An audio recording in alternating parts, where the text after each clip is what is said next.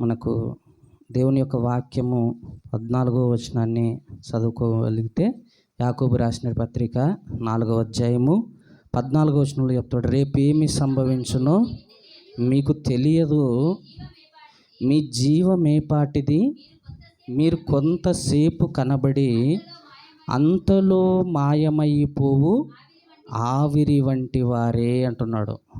మీరు కొంతసేపు కనబడి అంతలో మాయమైపోయే ఆవిరి వంటి వారు. ఎందుకు దేవుడి మాటను మనతో తెలియపరుస్తున్నాడంటే, రాత్రికాల సమయంలో చాలా విషయాలను మనం నేర్చుకున్నాం. నిజంగా ఈరోజు మనిషి యొక్క మరణాలను చూస్తుంటే, మనిషి స్థిరంగా ఇక్కడ ఉంటానులే అనుకుంటున్నాడు, కానీ మనిషి తన జీవితం గురించి దేవుడు చెప్పినటువంటి ఒక విషయం ఏంటంటే, ఇంతలో కనబడి అంతలో మాయమయ్యే ఆవిరి అని చెప్తున్నాడు. ఆవిరిని చూపిస్తున్నాడు. చాలామందికి ప్రతిరోజు కూడా ఆవిరిని చూస్తుంటారు. స్త్రీలైతే, పురుషులైతే మరి చూడకపోవచ్చేమో, కానీ స్త్రీలు ప్రతిరోజు వంట పదార్థాలను చేసేటప్పుడు మరి ఆ పాత్రలలో ఆ పైన ప్లేట్ తివ్వగానే ఆవిరి కనిపిస్తుంటుంటుంది.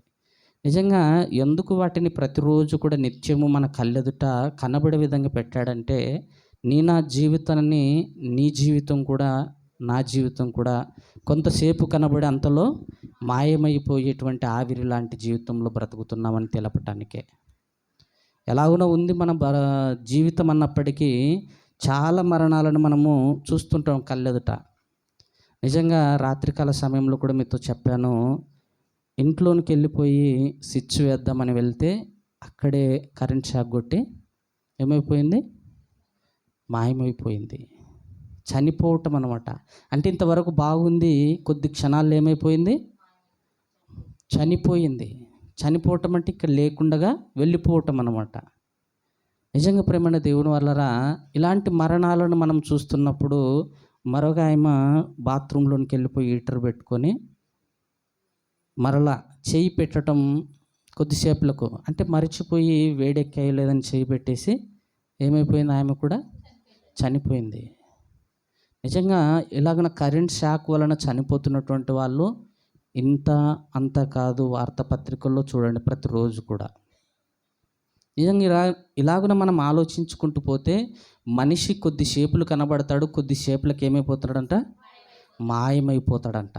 మాయమైపోయేటువంటి ఆవిరి వంటి జీవితంతో పోల్చి చూపిస్తున్నాడు. ఏ రోజైనా మన గురించి మనం ఆలోచించుకుంటున్నాం, ఒకసారి పరీక్షించుకుందాం. నిజంగా ప్రేమైన దేవుని వల్ల భయంకరమైనటువంటి అంత్య దినాల్లో భక్తిగా, నీతిగా, యథార్థంగా ఈ లోకంలో బ్రతకాల. కొద్ది కాలమే మనం ఈ లోకంలో జీవించేది. ఈ కొద్ది కాలాన్ని కూడా దేవుడు దేనితో పోల్చి చూపిస్తున్నాడంటే, యోబు గ్రంథంలో ఒక మాట చెప్తాడు. 7వ అధ్యాయము 1వ వచనాన్ని ఒకసారి చూడండి అమ్మా. యోబు గ్రంథము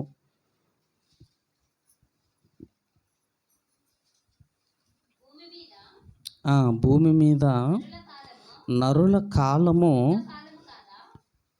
యుద్ధ కాలము కాదా, వారి దినములు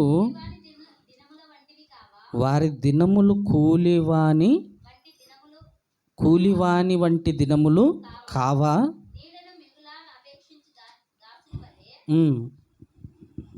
చదవమ్మా. కూలి నిమిత్తము కనిపెట్టుకొని కూలివాని వలెను, ఆశ లేకయే జరుగును, నెలలను నేను చూడవలసి వచ్చెను. చాలమ్మా. నిజంగా భూమి మీద నరుల కాలం ఎలా ఉందని చెప్తున్నాడు, యుద్ధ కాలము కాదా, వారి దినములు కూలివాని దినముల వంటివి కాదా.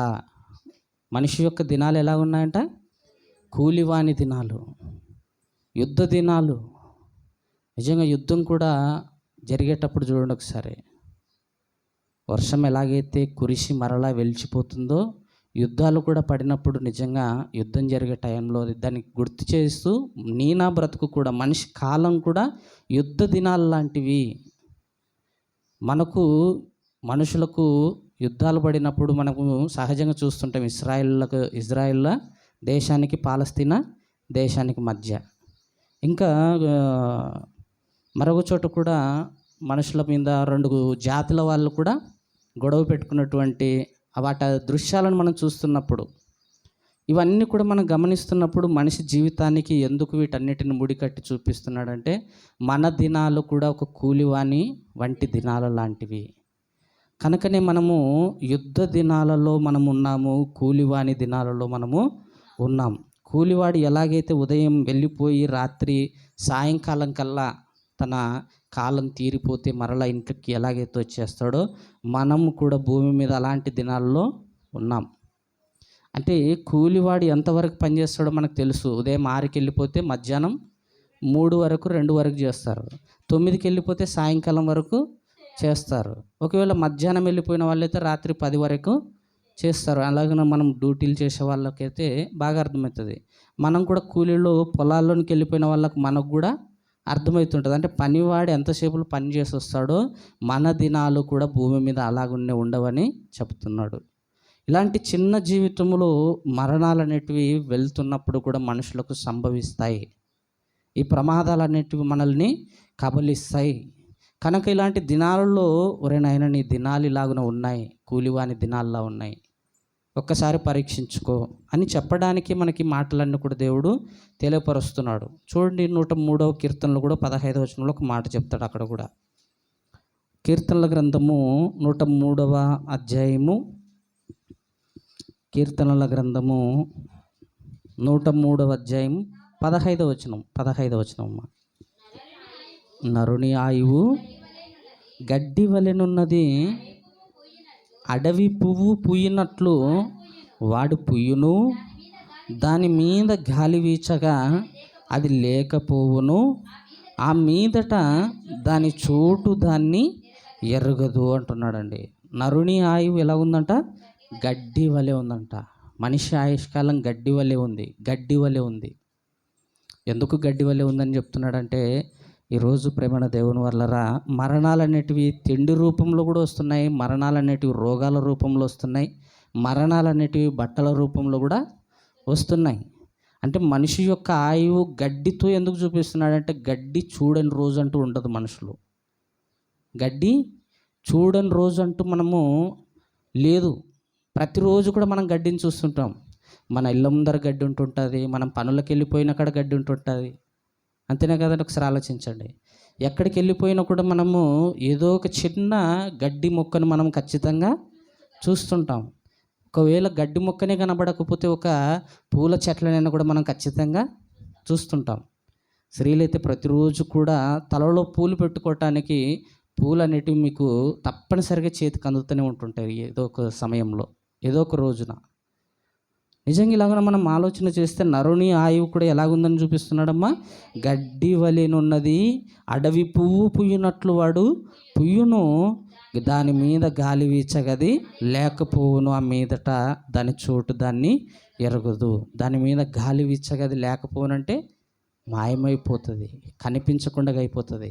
మన మీద కూడా అంతే. ఒకసారి ఆలోచించండి, మరణాలు అనేటివి మనకు సంభవించినప్పుడు మనం కూడా ఏమైపోతాం? ఇప్పుడు ఉన్నాడండి, ఇప్పుడు మాట్లాడానండి, కొన్ని గంటల క్షణాల ముందు నేను కలిశానండి అంటుంటాం. ఈరోజు ఇంట్లో ఉంటాం, రేపు మనము మట్టిలోనికి వెళ్ళిపోతాం. నిజంగా నిన్ననే చూసామండి అంటుంటారు, నిన్ననే పలకరించారు, నిన్ననే వాక్యం చెప్పిపోయాడు అని చెబుతూనే ఉంటుంటాం మనం. కానీ మన జీవితం అనేది ఇంతలో కనబడి అంతలో మాయమైపోయేటువంటి ఒక ఆవిరి లాంటి జీవితాన్ని చూపించాడు మనకు. ఆవిరితో చూపించాడు, ఒక అడవి గడ్డితో చూపించాడు, అడవి పువ్వుతో చూపించాడు. ఇంకేమంటున్నాడమ్మా? నరుని ఆయువు గడ్డి వలె, గడ్డిని చూపిస్తున్నాడు, పువ్వును చూపిస్తున్నాడు, ఆవిరిని చూపిస్తున్నాడు. మన జీవితం ఇంత అల్పమైనటువంటి జీవితం అని చెప్పడానికి ఎన్ని మన కళ్ళెదుట పెడుతున్నాడు. ఈరోజు మనిషి ఈ మాయలోకంలో ఒక మాయగాడుగా బ్రతికేస్తున్నాడు.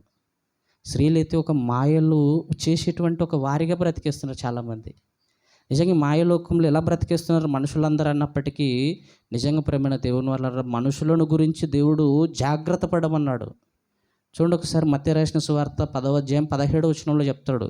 ఎందుకు మనుషులను గురించి జాగ్రత్త పడమన్నాడో మనం ఒకసారి ఆలోచన చేస్తే, మనుషులను గురించి జాగ్రత్త పడుడి, వారి మిమ్మును మహాసభలకు చాలమ్మా. నిజంగా మనుషులను గురించి జాగ్రత్త పడుడి అంటున్నాడు. మనుషులు అంటే ఒకసారి ఆలోచించండి. ఒక్కసారి ఈరోజు ఎలక్షన్స్ ముందు ప్రతి ఒక్కరు కూడా ఎలా మొక్కారమ్మా? అందరికీ 2 చేతులు పెట్టి ఇలానే మొక్కారు. ఇలానే ఎవరి కాడికి వెళ్ళిపోయినా కూడా గెలిచిన తర్వాత అలాగనే పెడతారండి. ఒకసారి ఆలోచించండి. మనం పెట్టాలి అప్పుడు మనం చేతులెత్తి, అంటే మనిషి ఎంత మాయ చేస్తున్నాడో ఒకసారి ఆలోచించండి. నిజంగా మీకు ఇవి ఇస్తాం అవి ఇస్తాం అంటుంటారు, మరి ఏవేవి ఇస్తారో తెలియదు. మరి ఇప్పుడు టీడీపీ వచ్చినా కానీ వైసీపీ వచ్చినా కానీ జగన్ కూడా చాలా హామీలు చేసినాడు, చంద్రబాబు కూడా చాలా హామీలు చేసినారు. మరి ఎవరు ఏం చేస్తారో మనకు తెలియదు. కానీ మనుషులు చెప్పేటువంటి మాటలు మాత్రం చాలా మాయ మాటలు ఉంటాయి. ప్రేమన దేవుని వల్లరా, మనుషులందరూ కూడా ఒట్టి మాయగాళ్ళని చూపుతున్నాడు దేవుడు. అందుకే మనుషులను మనము నమ్మకూడదు. సినిమాల్లో కూడా డైలాగులు అన్నీ మనం వింటుంటాం. మగాళ్ళంట ఒట్టి మాయగాళ్ళంట. నిజంగా అమ్మాయిల గురించి కూడా చెప్తుంటారు, స్త్రీలను గురించి కూడా చెప్తుంటారంట.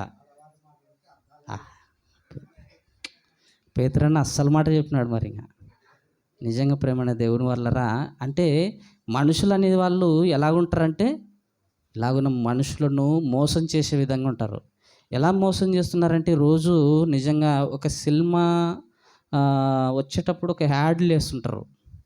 నిజంగా ఒక లారీ వెళ్తూ కొంచెం టైరు బురదలో ఉన్నప్పుడు నిజంగా ఆ శాంపుల్లో చూసినామండి. నిజంగా ఆ టైరు బురదలో పడి అలా ఇరుక్కుపోయి ఉంటే ఆ లారీని గుంజటానికి ఒక తాళ్ళు కట్టి లాగుతుంటే కూడా తాళ్ళు ఏమైపోతుంటాయి? తెగిపోతూ ఉంటాయి. నిజంగా ఎంత పెద్ద తాళ్ళు కట్టినా కూడా లాగుతుంటే ఏమైపోతుంటాయి? అవి తెగిపోతూ ఉంటాయి. నిజంగా ప్రేమణ దేవుని వల్లరా, ఇలాగున ఒక షాంపూ గురించి ఇదంతా చెప్పడానికి, అంటే ఎంత మోసము ఎంత మాయని చెప్పడానికి, ఆ షాంపూ వాడితే నిజంగా ఒక అమ్మాయి యొక్క తల వెంట్రుకలను కడితే లాగితే ఏమొస్తుంది? మరి ఇప్పుడు లారొచ్చేస్తుంది. నిజంగా వస్తుందా అండి? ఒకసారి ఆలోచించండి. ఎంత మాయలండి నిజంగా మనిషి, ఎంత మోసం చేస్తున్నారండి. ఈ రోజైనా మనం ఆలోచిస్తున్నామా? నిజంగా ఆ తాళ్ళకు రాని యొక్క లారీ వెంట్రుకలకు కడితే వస్తుందా? వెంట్రుకలతో సహా మన బొచ్చంతా కూడా తీసుకొని పోతుంది. అంతేనే కదా? ఒకసారి ఆలోచించండి. నిజంగా మనుషులు ఎంత మోసం చేస్తున్నారు, ఎంత మాయ చేస్తున్నారో మనం చూసే సీరియళ్ళల్లో మాయ, చూసే సినిమాలలో మాయ. ఈరోజు ఈ మాయలోకంలో మనుషులందరూ కూడా మోసగాళ్ళుగా బ్రతికేస్తున్నారు, మాయగాళ్ళుగా.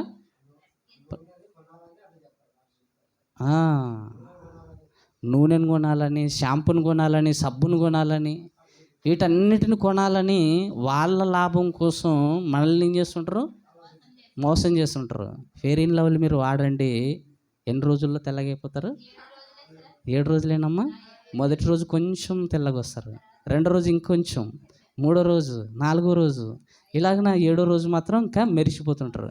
ఈ రోజు కూడా తెల్లగల, నేను కూడా ఫెయిర్ అండ్ లవ్లీ వాడినా, ఈ రోజు కూడా ఇదే రంగే ఉంది, ఇదే కలరే ఉంది.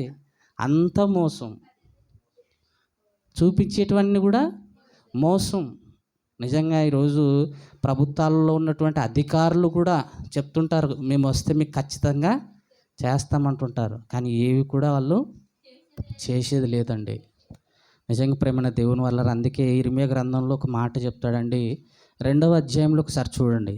2వ అధ్యాయము 30వ వచనం 31వ వచనం అనుకుంటాను. ఒకసారి చదవండి అమ్మా. నేను మరి 2వ అధ్యాయం 33వ వచనమమ్మా. 33వ వచనమమ్మా. నీవెంతో ఉపాయముగా నటించుచున్నావు, అందువలన నీ కార్యములు చేయుటకు చెడు స్త్రీలకు నేర్పితివి కదా. నిజంగా ఎంతో ఉపాయం అంటండి. ఈరోజు పురుషులు మాయం చేస్తున్నారు, పురుషులు కూడా మోసం చేస్తున్నారు ఉపాయంతో. నిజంగా నువ్వు లేకుంటే బ్రతకలేనంటారు, నువ్వు లేకుంటే నేను ఉండలేనంటారు. ఇన్ని మాయమాటలు చెప్పి నిజంగా ఈరోజు అమ్మాయిల వెంట పడిపోయి అమ్మాయిలను ఒప్పించుకునేంత వరకు ఎన్ని మాయమాటలు చెప్తుంటారండి. ప్రేమకు ఒప్పుకుంటే సరే, ఒప్పుకోకపోతే ప్రాణం తీయటానికి మరి యాసిడ్ పట్టుకొని తిరుగుతుంటాడు, ఎక్కడ కనబడుతుంది అక్కడ మొక్కం మీద జల్లేద్దామని. అంత మోసం కాదండి, ఒకసారి ఆలోచించండి.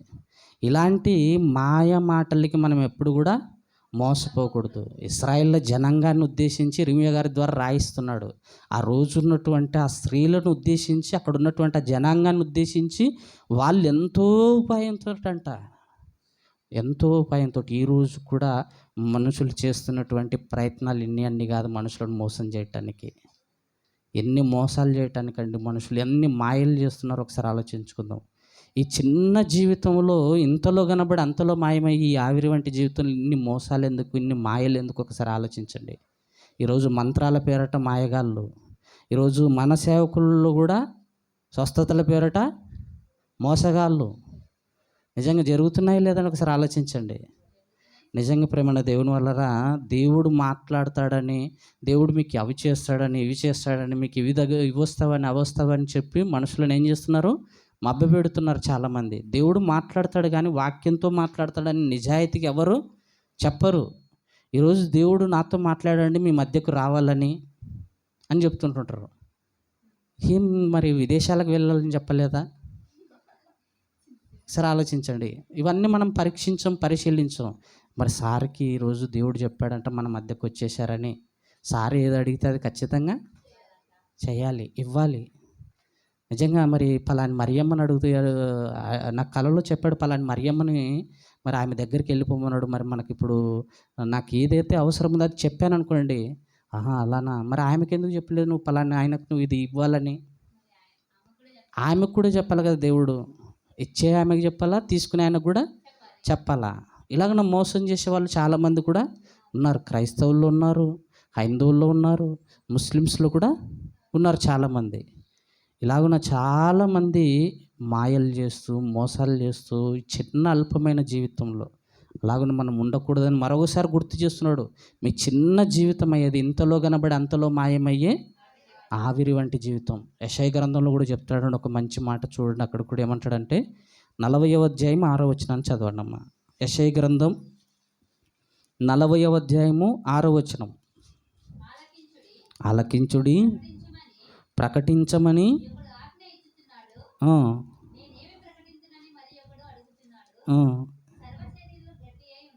సర్వశరీరులు గడ్డి అయి ఉన్నారు అమ్మా, వారి అందమంతయు అడవి పువ్వు వలె ఉన్నది అంటున్నాడండి. నిజంగా ఒకసారి ఆలోచించండి. ఇక్కడ ఎంత మంచి మాట చెప్తున్నా అంటే, ఆలకించుడి, ప్రకటించమని ఒకడు ఆజ్ఞ ఇచ్చుచున్నాడు, నేనేమి ప్రకటింతు మరి ఒకడు అడుగుచున్నాడు, సర్వశరీరులు గడ్డి అయి ఉన్నారు. ఏమైనారటమ్మా? సర్వశరీరులు గడ్డి శాశ్వతం అండి. ఒకసారి ఆలోచించండి. గడ్డి ఉదయం కోయగానే సాయంకాలానికి ఏమైపోతుంది? అది వాడిపోతుంది. అది ఒక గడ్డిని ఎందుకు చూపిస్తున్నాడంటే, సర్వశరీరులు, నాయన నీ జీవితమే గడ్డిరా, నీ బ్రతుకే గడ్డి. నువ్వు ఆలోచించకుండా నువ్వు శాశ్వతంగా ఉంటానులే ఇక్కడ అనుకోండి, నువ్వు ఎల్లకాలం ఉంటాంలే అనుకుంటాం. కానీ సర్వశరీరులు గడ్డిని పోలిన వారంట, వారి అందమంతయు కూడా అడవి పువ్వు వలె. అడవి పువ్వు మనం చూసినాము. ఇప్పుడు అడవి పువ్వు పూయినట్లు వాడు పూస్తాడంట, దాని మీద గాలి వీస్తే అది లేకపోవునంట. మరలా ఇక్కడ అడవి పువ్వును ఎందుకు చూపిస్తున్నాడు ఒకసారి ఆలోచించుకునండి. నిజంగా మంచి మాటను మరలా మనం ఆలోచన చేస్తే, మన అందమంతయు, వారి అందమంతయు అడవి పువ్వు వలె మనం చూసుకుంటుంటాం. అద్దంలోనికి వెళ్ళిపోయి చాలా బాగున్నానులే అనుకుంటుంటాం. మన అందం బాగుందిలే అనుకుంటుంటాం. కానీ మన అందమంతా ఎలా ఉందంట? అడవి పువ్వు. అడవి పువ్వును పూయినట్లు మనం పూస్తామంట, అది గాలి వీస్తే అది లేకుండా. నిజంగా ఇదంతా అర్థమైతే మన జీవితం కూడా ఒక అడవి పువ్వులా ఉంది. మన అందమంతా కూడా ఇదంతా భౌతికమైనది. అందము మోసకరమంట, సౌందర్యము వ్యర్థమంట. నిజంగా అందము ఎందుకు మోసకరమైనదంటే, ఈరోజు అందాన్ని చూసే కదండి చాలామంది మోసపోతున్నటువంటి వాళ్ళు ఉన్నారు. శరీర ఆకృతిని బట్టే ఈరోజు మనుషులు మోసపోతుంటారు. లోపల ఉన్నటువంటి అంతరంగాన్ని ఎవరు కూడా చూడరు. అందంగా ఉంటేనే ఎవరైనా కూడా ఇష్టపడుతుంటుంటారు కదా. అందహీనంగా ఉంటే ఎవరైనా ఇష్టపడతారా? పడరు. నిజంగా అలాంటి అందాన్ని చూసినప్పుడే ఇదంతా అందం అనేది ఒక అడవి పువ్వు లాంటిది. అందం అనేది అడవి పువ్వు లాంటిది. వాళ్ళు అడవి పువ్వులా పూస్తాము. అందం ఉన్న వాళ్ళైనా అందం లేని వాళ్ళైనా కూడా అడవి పువ్వులాగానే పూస్తాం. దాని మీద గాలి వీస్తే లేకుండా అంటే మన జీవితానికి కనెక్ట్ చేసి మాట్లాడుతున్నాడు ఈ విషయాలన్నీ కూడా. ఏదో పూల గురించి గడ్డి గురించి మాట్లాడుతున్నటువంటి మాటలు ఇవి కాదు. మనుషులను ఉద్దేశించి సర్వ శరీరులను ఉద్దేశించి మాట్లాడుతున్నటువంటి మాటలు ఇవి. ఈ అల్ప జీవితంలో మన బ్రతుకు ఎలా ఉందని మనకు మరొకసారి గుర్తు చేస్తున్నాడు. మన కళ్ళెదుట కొన్ని వస్తువులను పెట్టాడు, కొంత పరికరాలను పెట్టాడు, చూపిస్తున్నాడు మన జీవితం గురించి. నువ్వు ఒక గడ్డిలా ఉన్నావు, ఒక పువ్వులా ఉన్నావు. అదే 40వ అధ్యాయము 15వ వచనం కూడా చదవండి అమ్మ. 15వ వచనం, జనములు చేదు నుండి జారు బిందువుల వంటివి, జనులు త్రాసు మీద ధూళి వంటి వారు, ద్వీపములు గాలికి ఎగురు సూక్ష్మ రేణువుల వలెనున్నవి అంటున్నాడండి. జనములు ఎలా ఉన్నారంట?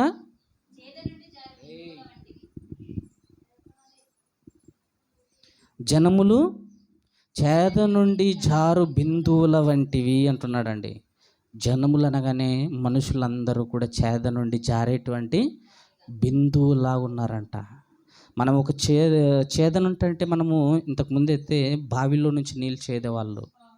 ఈరోజు మనము కొలాయిల దగ్గర నీళ్ళు తీసుకునేటప్పుడు బిందె మనము భుజాల బిందెకి ఎత్తుకునేటప్పుడు ఆ బిందెలో నుంచి ఒలికిపోతుంటుంటాయి.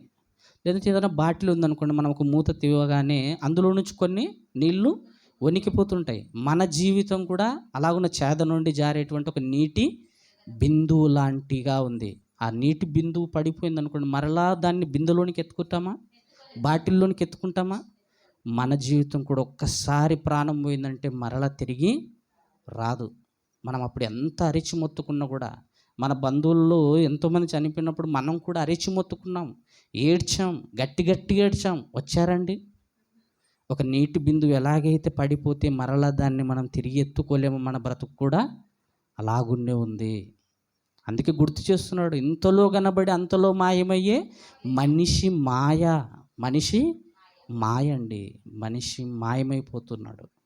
ఏ రోజు కూడా మనం ఆలోచించటం లేదు.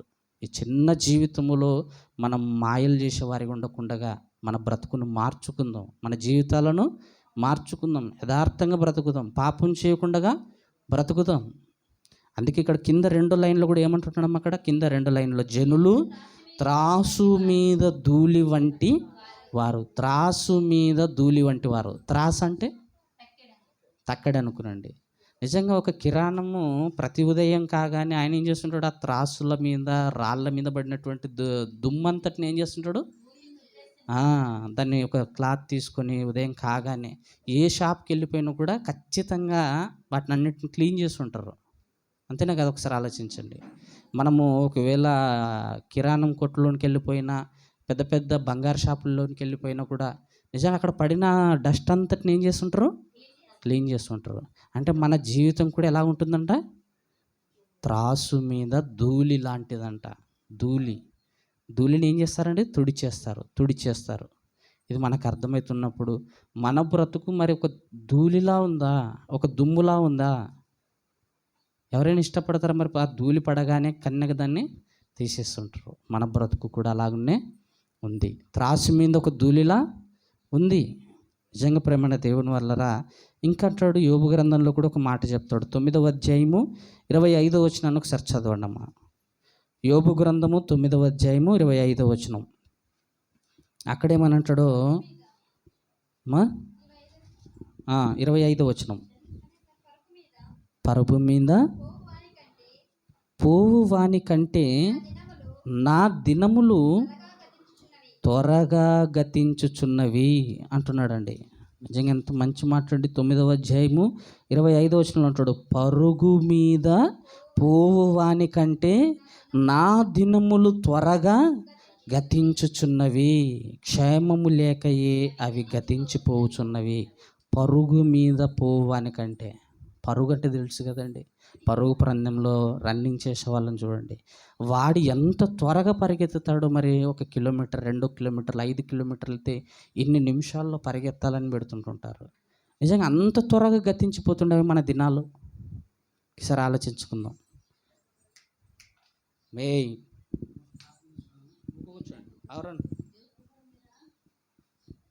నిజంగా ప్రేమైన దేవుని వల్లరా మన బ్రతుకుని ఉద్దేశించి ఒక పరుగు మనం ప్రతిరోజు చూస్తుంటాం. మన పిల్లలు పరిగెత్తేది చూస్తుంటుంటాం. మన పిల్లలు కాకుండా ఇంకా మన మీద గేమ్స్ పెట్టినప్పుడు కానీ పరుగు పందాలను చూస్తుంటాం.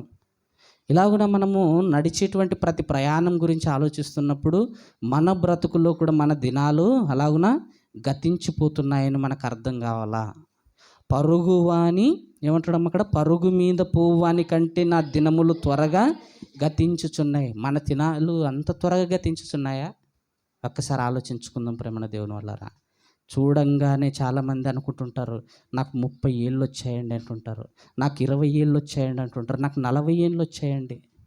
ఇంకా కొద్ది కాలం ఉంటే మన వయసు కూడా ఏమైపోతుంటుంది, ఇంకా గతించిపోతుంటుంటుంది. నిజంగా చూడంగానే మనము పిల్లల్లా ఉంటాం, పెద్దగా అయిపోతుంటారు, వయసు వచ్చిపోతుంటుంటుంది. వయసు వచ్చిన తర్వాత వివాహం చేస్తారు, మరి పిల్లలు అయిపోతారు. పిల్లలు అయిన తర్వాత వాళ్ళు కూడా మరలా వాళ్ళ పిల్లలకు మరలా వివాహాలు చేయటం, ఇలాగ మనం వృద్ధాపంలోనికి వచ్చేస్తుంటాం. పరుగు వాని మీద పోవుచున్నటువంటి వాని దినాల కంటే మన దినాలు త్వరగా గతించుచున్నవి అంటాడు. అదే యోబు గ్రంథంలో ఒక మాట చెప్తాడు. 7వ అధ్యాయము 6వ వచనం కూడా చదవండి. యోబు గ్రంథము 7వ అధ్యాయము 6వ వచనం. అక్కడేమని అంటాడంటే, నా దినములు నేతగాని నాడే కంటెను వడిగా గతించుచున్నవి, నిరీక్షణ లేకవి క్షయమైపోవుచున్నవి. నా దినములు నేతగాని నాడే కంటెను వడిగా గతించుచున్నాయి. నేతగాడంటే బట్టలు, నైసొళ్ళు అంటారు. మామూలుగా చెప్పాలంటే నైసొళ్ళు, బట్టలు నేర్చేవాళ్ళు, బట్టలు తయారు చేసేవాళ్ళు. వాళ్ళ దగ్గర దారం కండలు ఉంటాయి, ఆ మిషన్స్ ఉంటాయి. నిజంగా కట్టెలతో పుల్లలతో ఉంటాయి కదండి అవన్నీ. ఆ దారాలన్నీ వాటికి చుట్టింటారు. చుట్టి వాటిని ఏం చేస్తుంటారంటే వాళ్ళ చేతుల ద్వారా వాటిని బట్టల్ని నేస్తుంటారు, తయారు చేస్తుంటారు. నిజంగా ఆ దినాలతో మన దినాలను ఎలా పోలుస్తున్నాడంటే, నేతగాడు అంటున్నాడు కదండి. నా దినములు నేతగాని నాడే కంటెను వడిగా ఒక దారం కండ కుట్టు మిషన్ కుట్టేటాళ్ళకు మనకు బాగా అర్థం కావాలంటే దారం కండ కుట్టు మిషన్ మీదకి వెళ్ళిపోయారనుకోండి, ఒక జాకెట్ కుట్టేటప్పుడు, ఒక అంగి కుట్టేటప్పుడు, ఏదన్నా కానీ స్పీడ్గా కుట్టేటప్పుడు ఆ దారం కండ ఏమైపోతుంటుంది, దారము త్వరగా అయిపోతుంటుంది.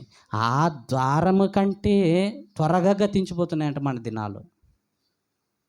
మనకు అర్థమవుతుంది లేదు, కొద్దిసేపులకు దారం కండ అయిపోతుందని మనకు తెలుసు. మన జీవితంలో కూడా కొన్ని దినాలలో మన బ్రతుకు కూడా గతించిపోతుంది, అయిపోతుంది అన్న తెలిసినా కూడా మారటం లేదండి చాలామంది. ఆవిరి వంటి జీవితంలో ఉన్నాం, గడ్డి లాంటి జీవితం ఉన్నాం, అడవి పువ్వు లాంటి జీవితం ఉన్నాము, చేద నుండి జారేటువంటి జీవితం ఉన్నాం, నీటి బిందువు లాంటి జీవితం ఉన్నాం, త్రాసు మీద ధూళి లాంటి జీవితం ఉన్నాం. అంతేనండి, ఒకసారి ఆలోచించుకుందాం. ఇంకా ఇక్కడ అంటున్నాడు, నేతగాని నాడే కంటెను అంటున్నాడు, నిరీక్షణ లేక అవి క్షయమై పోచున్నవి అంటాడు ప్రేమణ దేవుని వల్ల. 25వ అధ్యాయం యోబు గ్రంథం చూడండి 25వ అధ్యాయము 6వ వచనం. అక్కడ కూడా ఒక మాట చెప్తాడు. యోబు గ్రంథం 25వ అధ్యాయము 6వ వచనంలో ఏమంటాడమ్మా, మరి నిశ్చయముగా పురుగు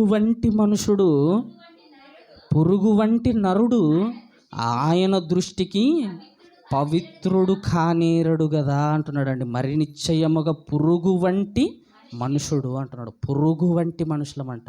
మనం ఎలాంటి వారమంట, పురుగు వంటి వారము. మనం అనుకుంటున్నాం, మన అందాన్ని చూసుకొని, మన వస్త్రాలను చూసుకొని నేను భలే ఉన్నానులే అనుకుంటుంటాం. మనం మట్టి వారం అని ఎప్పుడు మర్చిపోకూడదంట. మనము మట్టి వారం, మనం పురుగు వంటి వారము. ఇంకేమంటున్నాడమ్మా కింద, పురుగు వట్టి నరుడు అంటున్నాడండి. పురుగు వట్టి నరుడు ఆయన దృష్టికి పవిత్రుడు కానీరుడు. నిజంగా ఆయన దృష్టిలో మనం పవిత్రులం కాగలమండి? కాగలమా? ఒకసారి ఆలోచించుకుందాం. మనం పవిత్రంగా పిలువబడాలంటే మన కోసం ప్రాణం ఇచ్చిన ప్రభుల వారి ద్వారానే మనం పవిత్రంగా దేవుని దృష్టిలో కాగలం.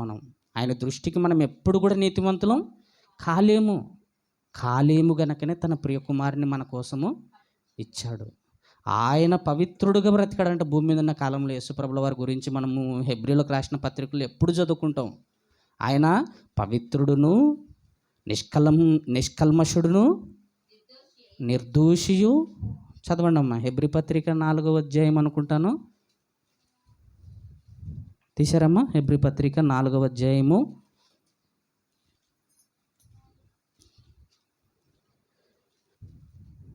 కనిపించిందమ్మా? 4వ అధ్యాయము, క్షమించండి, 7వ అధ్యాయము 26వ వచనమమ్మా. యేసుప్రభుల వారి గురించి చెప్తా అపొస్తలుడైన పౌలు గారు పవిత్రుడును, నిర్దోషియు, నిష్కల్మషుడును, పాపులలో చేరక ప్రత్యేకముగా ఉన్నవాడును, ఆకాశ మండలము కంటే మిక్కిలి హెచ్చైన వాడినై ఇట్టి ప్రధాన యాజకుడు మనకు సరిపోయినవాడు. ఇట్టి ప్రధాన యాజకుడు మనకు, అదండి, ఆయన దృష్టికి మనం పవిత్రులం కావాలంటే ఇలాంటి పవిత్రుడైనటువంటి యేసుక్రీస్తుల వారు మనకు కావాలి. ఈయన ద్వారా దేవుని దృష్టికి మనం పవిత్రులమని పిలువబడతాం. ఈయన ద్వారానే మనము, యేసుక్రీస్తుల వారి ద్వారానే దేవుని దృష్టికి మనం నీతిమంతులమని పిలువబడతాం. యేసుక్రీస్తుల వారిలో ఉన్నటువంటి ఆ పవిత్రత మన మీద పెట్టాడు. ఎప్పుడు పెట్టాడంటే, నీ పాప జీవితాన్ని ఒప్పుకొని, యేసు ప్రభువా నేను పాపిని అని నువ్వు ఒప్పుకొని బాప్తీసం తీసుకున్నప్పుడు తనలో ఉన్న పవిత్రతను నీ మీద పెట్టి, నీలో ఉన్న శాపానంతటిని కూడా యేసుక్రీస్తుల వారు తన మీద వేసుకున్నాడు. అదే సిలువ యాగం. సిలువలో బలైపోవటం, మన పాపముల నిమిత్తం ఆయన ఏమైపోయాడు? ఆయన అపవిత్రుడిగా ఎంచబడ్డాడంట, మనల్ని పవిత్రులుగా చేయటానికి.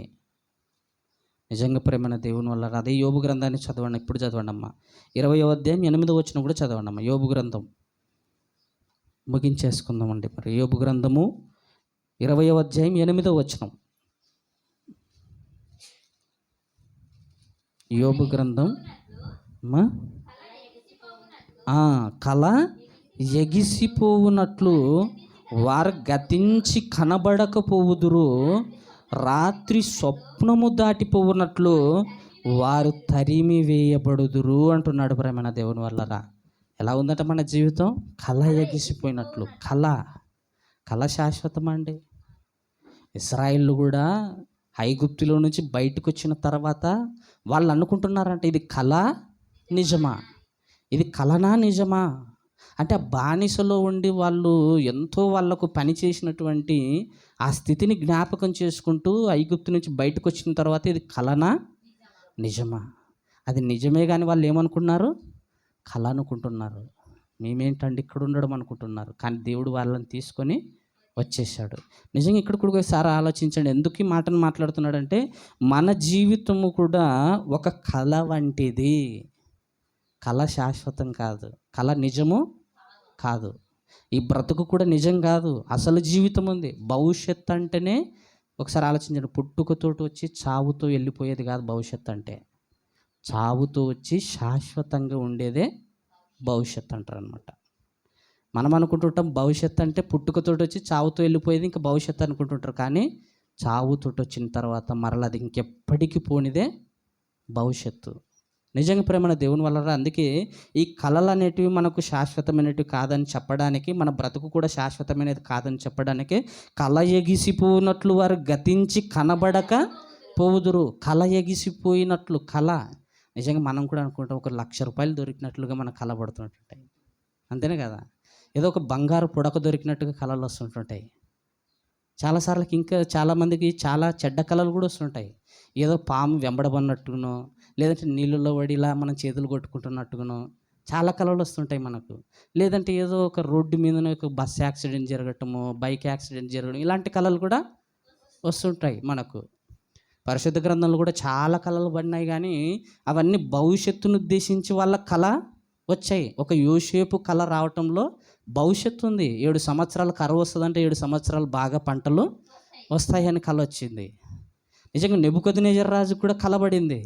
ఆ మహాసామ్రాజ్యాల గురించి దేవుడు వాళ్ళకు ముందుగా చెప్పడానికి, క్రీస్తు సామ్రాజ్యమే శాశ్వతంగా ఉంటుందని చెప్పడానికి నెబుకద్నెజర్కు ఒక కళ రావటం, ఆయనంటూ ఒక ప్రతిమ చేయించటం, ఆ ప్రతిమకి ఎవరు మొక్కకపోవటం. నిజంగా ప్రతిమలో ఉన్నటువంటి ఆ పరమార్థాన్ని మరలా దానియేలు గారి ద్వారా వివరించటం. నిజంగా బబులోను మహాసామ్రాజ్యము, ఇంకా మాదీయ సామ్రాజ్యం, పారసీక సామ్రాజ్యం గురించి చెప్తూ, రోమా సామ్రాజ్యం గురించి చెప్తూ, క్రీస్తు సామ్రాజ్యం గురించి చెప్పడానికే మట్టి విగ్రహం గురించి, బంగారు తల, వెండి, ఇంకా ఇనుము ఇలాగున చెప్పుకుంటూ వస్తాడు, ఆ విగ్రహం గురించి చెప్పుకుంటూ వస్తూ. ఈ కళలన్నీ కూడా ఒక చరిత్రకు సంబంధించి అవి నిజమయ్యాయి. కానీ ఈరోజు మనిషి ఈ కళను ఉద్దేశించి దేవుడు చెప్తున్న విషయం ఏంటంటే, నీ జీవితం ఒక కళ వంటిది. కళ ఎగిసిపోయినట్టుగా వారు ఏమైపోతున్నారంటమ్మా? గతించి పోవుచున్నారు. చూడండి ఒకసారి కీర్తనల గ్రంథము 39వ అధ్యాయము 6వ వచనాన్ని చదవండి అమ్మా. కీర్తనల గ్రంథం 39వ అధ్యాయము 6వ వచనం. మనుషులు వట్టి నీడ వంటి వారై తిరుగులాడుదురు, వారు తొందరపడుట గాలికే కదా. చాలమ్మా. మనుషులు ఎలా ఉన్నారంట? వట్టి నీడ వంటి వారై తిరుగులాడుచున్నారంట. నీడనా? నిజంగా నీడ శాశ్వతమా? వట్టి నీడ అంటున్నాడండి. నిజంగా ఒకసారి ఆలోచించుకుందాం. మనుషులందరం కూడా వట్టి నీడ వంటి వారై తిరుగులాడుచున్నారు, వారు తొందరపడుట గాలికే కదా. వారు ధనము కూర్చుకుందురు కానీ అది ఎవరికి చేజిక్కున్న వారికి తెలియదు అంటున్నాడండి. ఈరోజు ధనం కోసమే కదండి మనుషులు పరిగెత్తుతున్నది. ధనం ధనం ధనం అనుకొని, డబ్బు అనుకొని మనుషులు దాని వెంబడ పరుగులు తీస్తున్నారు, సంపాదిస్తున్నారు. అది ఎవరికి చేజిక్కుతుందో తెలియదంట. నీడ వంటి జీవితం అయ్యా, నువ్వు వట్టి నీడలా తిరుగుతున్నావు అని మనుషులకు అర్థం కావటం లేదు. నీడ శాశ్వతం కాదయ్యా, నీ బ్రతుకు శాశ్వతం కాదయ్యా. ఎప్పుడు ఈ భూమి మీద ఉంటావో, ఈ భూమిని విడిచిపెట్టి వెళ్ళిపోతావో నీకు తెలియని యొక్క జీవితంలో నువ్వు ఉన్నావు. ఒకప్పుడైతే దేవుడు గ్యారెంటీ అయినటువంటి జీవితం ఇచ్చాడు. 969 సంవత్సరాలు బ్రతికేటువంటి జీవితాన్ని ఇచ్చాడు. దాదాపు 1000 సంవత్సరాల ఆయుష్కాలాన్ని ఇచ్చాడు. మరి సగటు జీవితాన్ని ఎంతకు తీసుకొని వచ్చినాడమ్మా? 60, 70, అధిక బలం ఉంటే 80 అన్నాడు. 80 ఏళ్ళు కూడా బ్రతకగలగరా? ఇప్పుడు ఒకసారి ఆలోచించండి. ఇప్పుడే చిన్న చిన్న పిల్లలకు 15 ఏళ్ళు 10 ఏళ్ళు ఉన్న పిల్లలే నీరసంగా ఒక బిందెకు ఒక కడవ కూడా ఎత్తలేకపోతుంటుంటారు. ఎంత నీరసం అంటే నిజంగా చాలా నీరసపడిపోతుంటారండి పనులు చేయలేక. మరి ఇంకా 30 ఏళ్ళు వస్తే 40 ఏళ్ళు వస్తే ఎలా పనులు చేయగలరండి? ఒకసారి ఆలోచించుకుందాం. ఈరోజు మనం 70 ఏళ్ళు బ్రతుకుతామన్న గ్యారెంటీ కూడా లేదు. అందుకే చెప్పేశాడు. ఇంకేమంటాడమ్మా? పై మాట అనుకుంటాను. ఒక మాట చూడండి, పై మాట 5వ వచనం. నా దినముల పరిమాణము బెత్తడెంతగా చేసి ఉన్నావు, నీ సన్నిధిన నా ఆయుష్కాలము లేనట్టయి ఉన్నది అంటున్నాడండి. ఎంత స్థిరుడైనను ప్రతివాడును కేవలము వట్టి ఊపిరి వలె, వట్టి ఊపిరి వలె. వట్టి ఊపిరి, వట్టి నీడ. మనిషి ఆయుష్కాలం ఎలా ఉందంటండి? వట్టి నీడ అనంట, వట్టి ఊపిరి అంట. శాశ్వతం కానిదని చెప్పటానికి వట్టి వట్టి వట్టి అంటున్నాడు. నిజంగా ప్రేమైన దేవుని వల్ల ఒకసారి ఆలోచించండి. ఒట్టి గడ్డి లాంటి వారు అంటాడు, అడవి పువ్వు లాంటి వారు అంటున్నాడు, చేత నుండి నీటు జారిపోయేటువంటి బిందువు లాంటి వారు అంటున్నారు, త్రాసు మీద ధూళి లాంటి వారు అంటున్నాడు. ఎంతలో కనబడి అంతలో మాయమయ్యే మనిషి మాయ. ఆవిరి వంటి వారు. ఆవిరి శాశ్వతం కాదు కదండి. మాయనా కాదా ఆవిరి? కనబడుతుంది, కొద్దిసేపులకే కనిపించకుండా మాయమైపోతుంటుంది. మన బ్రతుకు కూడా అంతే అని చెప్పటానికి అన్నీ కూడా ప్రేమ దేవుని వాళ్ళరా. 102వ కీర్తన, కీర్తనల గ్రంథం 102వ కీర్తన, కీర్తనల గ్రంథము 102వ కీర్తన. అమ్మా చెప్పమ్మా. 3వ వచనం. పొగ ఎగిరిపోనట్లుగా నా దినములు తరిగిపోవుచున్నవి, పొయ్యిలోనిది కాలిపోయినట్లు నా ఎముకలు కాలిపోయి ఉన్నవి అంటున్నాడండి. నిజంగా ఎంత మంచి మాట అండి. పొగ ఎగిరిపోవునట్లుగా నా దినాలు తరిగిపోవుచున్నాయి. పొగ ఎగిరిపోతుంటుంది. పొగ ఎగిరిపోతే మరల కనిపించదు, పొగ పోతే మరల కనిపించదండి. పొగ ఎగిరిపోయినట్లుగా మన దినాలు గతించిపోతున్నాయి. మన దినాలు కూడా పోతే మరల తిరిగి రావు. వస్తాయనుకుంటున్నారా? చాలామంది ఇక్కడ 30 ఏళ్ళు ఉన్న వాళ్ళు ఉంటారు. 30 ఏళ్ళలో బర్త్డే చేసుకున్నారనుకోండి, మరలా అలాంటి బర్త్డే చేసుకోవటానికి మరల రాదు. ఇంకొక బర్త్డే 31, మరల 30 రాదు, 32 వస్తుంది. దేవుని చిత్తమైతే, దేవునికి ఇష్టమైతే. నిజంగా ఇది మనకు అర్థమైతే మన దినాలు కూడా పొగ ఎగిరిపోనట్లుగా. పొగను చూసినప్పుడు మనకేమైనా అర్థమవుతుంటుందా? పొగ వస్తుంది అనుకోండి, ఎవరైనా కూడా మేము వచ్చినప్పుడే పొగ పెట్టినావా, పొమ్మనలేక పొగ పెట్టినావు అంటుంటారు చాలామంది. పొమ్మనలేక పొగ పెట్టినారంటుంటారు. నిజంగా ఈ పొగ గురించి చాలామంది కొట్లాడినారులేండి. చాలామంది నలుగురు అన్నదమ్ముళ్ళు ఉన్నామండి, మేము కూడా వరుసగా ఉన్నాయి. మా ఇల్లు అయితే వరుసగా ఉన్నాయి. ఒక ఆమె పొయ్యి అంటిస్తుంది మా వదినమ్మ, ఈతలేమో ఫ్యాన్ వేసి ఉంటుంది, ఫ్యాన్ బంద్ చేయంటుంది. పొగ అంతా కూడా ఇళ్ళల్లో చుట్టుకుపోతుంటుంది. పొగ పెట్టావి ఇప్పుడే అంటుంటారు. నిజంగా భలే ఉంటుందండి. నిజంగా చూస్తుంటాం, అలానే ఉండిపోతుంటాం. ఏం చేయాలంటే మేము కూడా కూలర్ వేసుకొని ఉంటాం. మా మీద కూడా అంటుంటారు, ఇంకా నేను కూడా కూలర్ టప్పని బంద్ చేసేది. ఇంకా ఏం చేస్తాం మరి? ఇంకా అంటే పొగను చూసినప్పుడన్నా మనకు అర్థమవుతుంది అంటే అర్థం కాదు. మనం అప్పుడు అనుకుంటుంటాం మనల్ని ఒకరినొకరిని తిట్టుకోవడానికే, కొట్టుకోవడానికే పొగను మనం వాడేసుకుంటుంటాం. పొగ ఎగిరిపోనట్లుగా నా దినాలు తరిగిపోతున్నాయి. మన దినాలు కూడా ఇప్పటికి ఎన్ని తరిగిపోయాయి ఒకసారి ఆలోచించుకుందాం. చాలా తరిగిపోయినాయి ప్రేమన దేవుని వల్లరా. ఒక్కసారి మనసు పెట్టి ఆలోచించుకుందాం.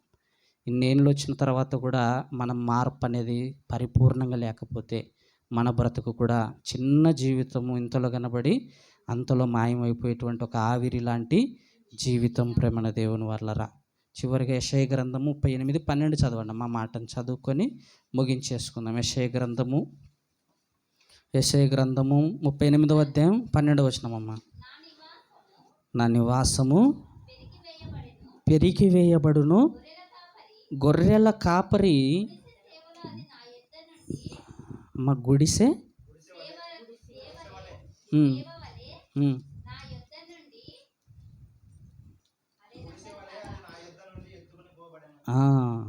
నా నివాసము పెరిగివేయబడెను, గొర్రెల కాపరి గుడిసెవలే అది నా యొద్ద నుండి ఎత్తికొని పోబడెను. నేయువాడు తన పని చుట్టుకున్నట్లు నేను నా జీవము ముగించుచున్నాను. ఆయన నన్ను బద్దె నుండి కత్తిరించుచున్నాడు. ఒక దినములోగా నీవు నన్ను సమాప్తి చేయుచున్నావు అంటున్నాడండి. నిజంగా ఇది మీరు ఆలోచించండి. నా నివాసం ఎక్కడుందండి? ఇప్పుడు మన నివాసము భూమి మీద ఉంది. మన నివాసంని దేవుడు ఏం చేస్తాడంట? పెరికివేయబడెను అంటున్నాడు. గొర్రెల కాపరి గుడిసెవలే అది నా యొద్ద నుండి ఎత్తుకొని పోబడెను. గొర్రెల కాపరి గుడిసె ఎలాగైతే ఎత్తుకొని వెళ్ళిపోతారో, గొర్రెలు కాసే వాళ్ళు చూడండి ఒకసారి. గుడిసెలు ఉంటాయమ్మా, గంపల్లో అక్కడ ఉంటాయి కదా, అవి ఎత్తుకొని పోతుంటారు. మన జీవితం కూడా ఎలాగుందని చెప్తున్నాడు. గొర్రెల కాపరి గుడిసె శాశ్వతం అండి. భిక్షగాలు చూడండి, డేరాలు వేసుకుంటారు. వాళ్ళ స్థిర నివాసం అది అనుకుంటారా? కాదు. ఈరోజు ఇక్కడ ఉంటే ఇక్కడ నివాసం చేస్తారు, ఇక్కడ డేరా వేసుకుంటారు. మరలా ఇంకో గ్రామానికి పోతే ఇంకో తాట వేసుకుంటారు. ఏది వాళ్ళకు శాశ్వతమైనది కాదు. మన జీవితాన్ని కూడా దేవుడు ఉద్దేశించి మాట్లాడుతూ నా నివాసము ఎలా ఉందని చెప్తున్నాడు, పెరికివేయబడని అని చెప్పి గొర్రెల కాపరి గుడిసే ఎత్తివేయబడినట్టుగా అంటున్నాడు. మన జీవితం కూడా ఒక గొర్రెల కాపరి గుడిసెవలే ఎత్తి పారవేయబడినట్టుగా ఉంది కనుక మన జీవితం గురించి చాలా సంగతులు దేవుడు ఈ దినాన మనతో మాట్లాడుతూ వచ్చి ఉన్నాడు కనుక మీరు దయచేసి ఆలకించి, ఇంతలో కనబడి అంతలో మాయమయ్యే మనిషి మాయ అన్నటువంటి జీవితంలో నిజంగా మనం మాయలు చేసేవారికి ఉండక, మోసాలు చేసేవారికి ఉండక, అక్రమాలు చేసేవారికి ఉండక, నీతిగా యథార్థంగా దేవుని పిల్లలముగా మనం ఈ లోకంలో జీవిద్దాం. చిన్న జీవితము గురించి మనకు చెప్పడానికే మన కళ్ళెదుట మనం రోజు చూసేటువంటి ప్రతి వస్తువును మనకు చూపించుకుంటూ వస్తున్నాడు దేవుడు. గడ్డిని రోజు చూస్తున్నాం మనము, అన్నిటిని కూడా ఇంతవరకు మనం వాక్యంలో చూపించినవన్నీ కూడా మనం ఈ రోజు కూడా చూడలేదని చెప్పగలమా? ప్రతిరోజు చూస్తున్నాం. నీటిని ప్రతిరోజు చూస్తున్నాం, పొగను ప్రతిరోజు చూస్తున్నాం, గడ్డిని ప్రతిరోజు చూస్తున్నాం, ఆవిరిని ప్రతిరోజు చూస్తున్నాం. ఇంత అల్పమైన జీవితం అని చెప్పడానికి మనకి దేవుడు ఎన్ని సాదృశ్యంగా మన కళ్ళెదుట చూపిస్తూనే ఉంటున్నాడు ప్రేమన దేవుని వల్లరా. కనుక ఈ చిన్న జీవితంలో ఒకవేళ ఇంతవరకు కూడా దేవునికి మనం ఇష్టకరమైన జీవితాన్ని జీవించినట్లయితే ఇక మీదట మనం ఒక మంచి తీర్మానాన్ని చేసుకొని ఈ స్థలంలో నుంచి వెళ్ళిపోతాం. దేవా, ఈ ఆదివార దినమందు నా జీవితం గురించి నువ్వు ఎన్ని విషయాలతో నువ్వు మాట్లాడావయ్యా, నేను నా చిన్న జీవితాన్ని నీకు మాత్రమే సమర్పిస్తానని ఒక తీర్మానాన్ని చేసుకుందాం, ప్రార్థన చేసుకుందాం. తదుపరి ప్రభు బల్ల ఆరాధన కార్యక్రమంలోనికి వెళ్ళిపోదాం. ప్రార్థన చేసుకుందాం తలలోంచినట్టయితే. ప్రేమ కలిగిన మా నాయన, నీ పరిశుద్ధమైన నామానికి వందనాలు, స్తోత్రాలు తెలియజేసుకుంటున్నాం తండ్రి. ఇంతవరకు నైనా మా జీవితం గురించి ఎన్నో విషయాలను దేవను మీరు మాతో మాట్లాడుకుంటూ వచ్చి ఉన్నారు నా తండ్రి. ఇంతలో కనబడి అంతలో మాయమయ్యే మనిషి మాయ అన్నటువంటి నా తండ్రి నాయన, నీ గ్రంథంలో నుంచి నా తండ్రి ఎన్నో విలువైనటువంటి మాటలు మాకు వినిపించినందుకు స్తోత్రాలు తెలియజేసుకుంటున్నాం తండ్రి. నీటి మీద నైనా బుడగలాంటి జీవితం అని చూపించావు నా తండ్రి. ఒలికిపోయేటువంటి నీటి బిందువు లాంటి వారమని చూపిస్తున్నావు తండ్రి. గడ్డి లాంటి జీవితం, పురుగు వంటి వారమని తండ్రి ఎన్ని జ్ఞాపకం చేస్తున్నానైనా మనుషుల్లో నా తండ్రి పాప జీవితాన్ని విడిచిపెట్టక నాయన పవిత్రంగా బ్రతకాలని ఆలోచించక ఇంకా మూర్ఖులుగానే ఉంటున్నారు నాయన. అలాంటి స్థితిని తొలగించండి దేవా. ఈ క్షణము నుంచి నాయన, ఈ దినము నుంచి నీ బిడ్డలు నాయన మంచి తీర్మానం చేసుకొని పవిత్రులుగా, పరిశుద్ధులుగా, నిర్దోషులుగా నాయన నీకోసం ఈ లోకంలో గొప్పగా జీవించినట్లుగా కృప చేయమని ప్రార్థిస్తూ, ముందున్న సమయంలోనైనా మా కొరకు ప్రాణమిచ్చిన ప్రభుల వారి యొక్క శరీరాన్ని, ఆయన రక్తాన్ని తండ్రి తీసుకుంటుండగా పరీక్షించుకొని తీసుకున్నట్లు సహాయం చేయమని ప్రార్థిస్తూ, మమ్మల్ని మనం తగ్గించుకుంటూ మీ నామాన్ని హెచ్చిస్తూ యేసుక్రీస్తు నామంలో ప్రార్థన అడిగి వేడుకుంటున్నాము తండ్రి, ఆమేన్. పాట పాడుచుండగా ప్రభు యొక్క శరీరంలో ఆయన రక్తంలో పాలుపంపులు పొందుదాం. అపరాధిని యేసయ్యా, కృప చూపి బ్రోవుమయ్యా. అపరాధిని యేసయ్యా, కృప చూపి బ్రోవుమయ్యా. నెపమే చకయ్య నీ కృప